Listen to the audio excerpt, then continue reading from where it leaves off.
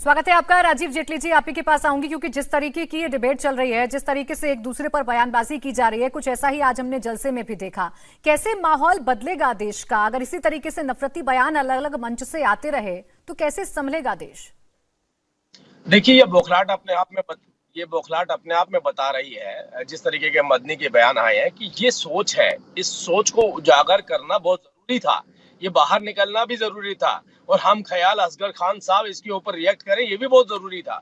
हाजी साहब इसके ऊपर बताएं कि इनका क्या पक्ष है, क्या पक्ष नहीं है, ये भी जरूरी था। ये सभी बातें जरूरी थी, ये होनी बहुत जरूरी है, क्योंकि ये देखिए, सरकारों के द्वारा जो हमसे पहले सरकारें रही हैं, उन्होंने इतनी रियायतें दी थी कि जितने जुल्म आप कर सकते हो मुस्लिम महिलाओं पे आप जुल्म करते जाइए, लेकिन हमें वोट डलवाते चले जाइए। ये रियायतें दी थी। मैं इसका एक बड़ा एग्जांपल देता हूं आपको कि बाबा साहब अम्बेडकर जिस सबसे पहले इस खिलाफत में खड़े हुए थे कि ये जो आप यूनिफॉर्म सिविल कोड है, ये क्यों नहीं लेकर के आना चाहते, तो नेहरू जी का जवाब था उन्हें कि अगर मैं यूनिफॉर्म सिविल कोड लाऊंगा तो इससे मुसलमान पुरुषों के मन में डर बैठ जाएगा। मतलब उनको महिलाओं की चिंता नहीं थी कि मुस्लिम महिलाओं के साथ क्या होने वाला है।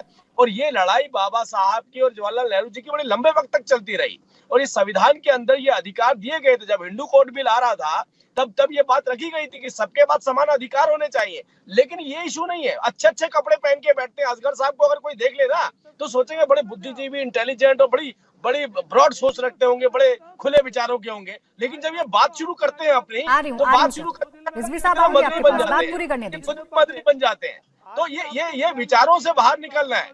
देखिए, अगर आप देखिए, 2 दिन पहले तक आप एक वकील बन के बैठते थे, अब आपने अपने नीचे इस्लामिक स्कॉलर लिखवाना शुरू कर दिया है। मतलब वकालत छोड़ के देखिए अब इस्लाम की तरफ चल पड़े हैं ये। तो ये पढ़ाई लिखाई का फायदा क्या हुआ आपकी? जिस पढ़ाई लिखाई को आपने यूज करना था उससे भी आप अलग हट गए, अब आप इस्लामिक स्कॉलर बन गए। तो ये विचारधाराओं में परिवर्तन नहीं है, विचार तो एक ही चल रहे हैं, सबके एक जैसे चल रहे हैं। एक वकील बन के बैठ रहा है, एक डॉक्टर बन के बैठता है, एक इस्लामिक स्कॉलर बन के बैठता है, और हम कहते हैं अलग अलग सोच लाइए ना। आपकी बच्चियों की लड़ाई देश के प्रधानमंत्री लड़ रहे हैं, आप भी उनके साथ लड़िए। आप तो उनकी खिलाफत में चले जा रहे हैं। आप कैसा माहौल बनाना चाहते हैं? क्या वही कट्टरपंथी वाली सोच लेके आना चाहते हैं? आप घर में क्या ऐसा माहौल चाहते हैं क्या? असगर साहब, घर में ऐसा माहौल चाहते हैं क्या? घर में तो आपके विचार खुले होंगे, बेगम भी लड़ेंगे आपसे, बेगम भी लड़ेंगे। आप चल पड़े हो, अब हमारे अधिकार क्यों छीन रहे हो जब देश के प्रधानमंत्री दे रहे हैं हमें? तो मैं आपसे केवल, असगर साहब देखिए, आप बात को सुनिए।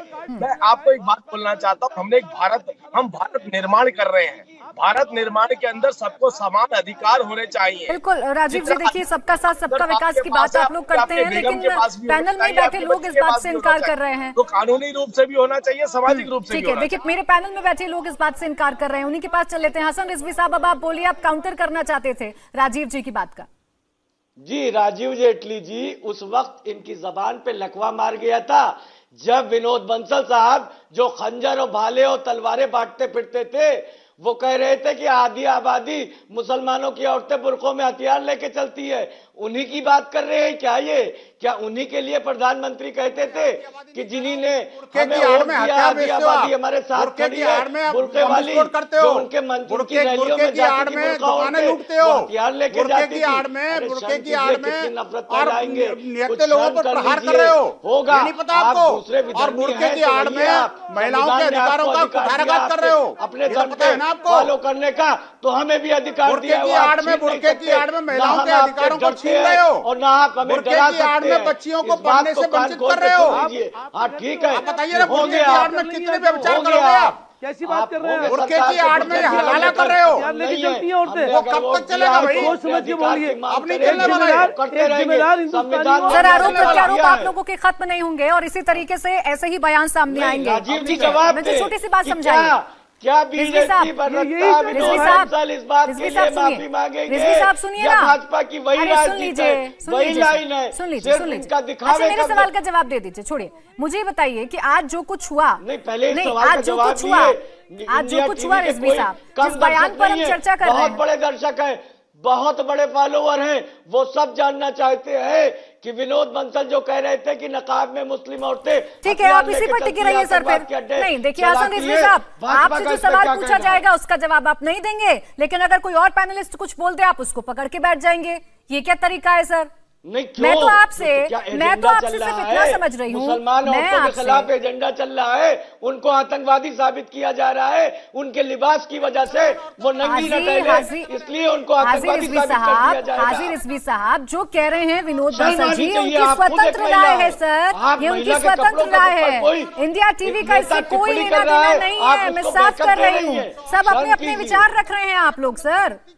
मैं नहीं, पूरी विचार तरीके ऐसे से गंदे विचार मैं कैसे बोल रख रही हूँ ना सकते हैं सर, कोई? इंडिया टीवी का इंडिया कोई टीवी ताल्लुक एक नहीं है इनके सामाजिक बयान से। चैनल है, आप जवाब उसमें नहीं ऐसी देंगे, बातें कैसे आप हो जवाब सकती नहीं देंगे है? सर। ठीक है, और थोड़ा सत्ता शांत हो पक्ष जाइए, पर मैं आऊंगी वक्ता, आपके पास। एक तरफ मैं आऊंगी आपके पास, अब थोड़े से शांत हो जाइए। जी असगर साहब, क्या कह रहे हैं आप?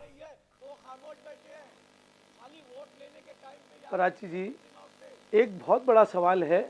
असल में इन लोगों के पास बंसल साहब हों या जेटली साहब हों, इनकी सरकार है, इनके पास कोई और कार्ड नहीं है सिवाय इसके कि हिंदू मुस्लिम की बात करें, आपकी सरकार मंदिर नहीं है? मस्जिद की बात करें, मुल्क की तरफ आपकी सरकार नहीं है ये?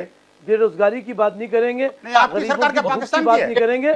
सारा हिंदुस्तान बेच दिया और लेकिन कंपेयर आपको करेंगे इस आपके किससे? आगे गरीबी पे, पाकिस्तान से, बांग्लादेश आगे से, गरीबी पे, अफगानिस्तान से। अरे शर्म 5 नहीं आती बीबी इनको? 25 बच्चे शर्म पैदा नहीं करने आती वाले कि लोग हमारे आज मुल्क गरीबी की की बात बात कर रहे हैं। बंसल जी, सारे जहां बंसल जी, से आज थोड़ा सा बीबी मर्यादा का और ध्यान बच्चे रखेंगे। हम विनोद कहते बंसल हैं जी, सारे थोड़ा सा जहां मर्यादा से का गरीबी पे मर्यादा का ध्यान हमारा रखेंगे। हम उसको टीवी कंपेयर डिबेट पर करते हैं। हैं ये पाकिस्तान से, अफगानिस्तान से। शर्म आनी चाहिए। और बुरखों की बात करते हैं, बुरखों के हथियारों से डरते क्यों हो भाई? क्यों डर रहे हो? क्यों चाहते हो कि सारी हिंदुस्तान की औरतें अच्छा अपने ठीक है, जिस्मों की असगर नुमाइश जी, करें? असगर जी एक अपना सवाल का जवाब मजहब दीजिए। मार रहे हैं। आपको देश आपके की पेट चिंता में हो क्यों रही थी, दर्द है? सर सुनिए ना, यूनिफॉर्म, सर सुनिए, अगर यूनिफॉर्म आपको सिविल देश कोड की की बात चिंता हो रही करते थी हो, ना, चलिए यूनिफॉर्म चलिए, सिविल कोड की देश अगर के बात मुद्दों पर करते बात हो, करते हैं। असगर तो खान आओ आने जी, के बाद आपको बहस देश करो की चिंता हो रही एक थी, एक आप टॉपिक पे महंगाई बहस का करो। जिक्र कर रहे हैं, बेरोजगारी का जिक्र कर रहे हैं, तो ये मुद्दे उठाते क्यों नहीं है आप? हाँ, वो जो जलसा हो रहा कर रहे था, हैं। सम्मेलन हो रहा था, उसमें ये बात करते ना। उठाते तो हैं। आप क्यों ये कहने उठा तो रहे लगे भाई। कि 3 हमारे तलाक तो हाथ देकर कटे हुए रहेगा हैं। मुस्लिम ये उठा अगर तो रहे चाहेगा मुद्दे। तो? मस्जिद का मुद्दा, मंदिर का मुद्दा, असद मदनी साहब ने ये क्यों कह दिया कि ब्रदरहुड पे हम मीटिंग करेंगे? ये क्यों कह दिया कि हिंदू मुस्लिम एकता होना चाहिए? ये क्यों कह दिया उन्होंने कि देश की तरक्की होना चाहिए? असद मदनी साहब ने ये क्यों कहा कि हम पाकिस्तान नहीं जाना चाहते? अगर वो ये कह दे कि हम पाकिस्तान चले जाएंगे, तो देश की तरक्की और असगर साहब, ये असगर साहब वो ये कहते हैं, जाना वो ये चाहते हैं, कहते हैं, कोई वो ये तलाक कहते हैं कि देश का ये है, मुसलमान अगर और शरीयत के हिंदू हिसाब से मुस्लिम चलेगा बात कर रहे हो। तो इस बात पर खामोश हो जाइए, है ना? इस बात पर खामोश हो जाइए। इसका जवाब आप नहीं देंगे। मुझे बता दीजिए, देश संविधान से चलेगा या शरीयत से? छोटा सा सवाल, सीधा जवाब दीजिएगा। देश सुनिए, शरीयत संविधान में ही आर्टिकल 25 पढ़ मुझे लीजिए। मत बताइए, मुझे इसलिए सीधा सा जवाब शरीयत दीजिए, और संविधान देश दोनों संविधान से चलेगा क्योंकि या शरीयत से? शरीयत की नहीं। आजादी दी है।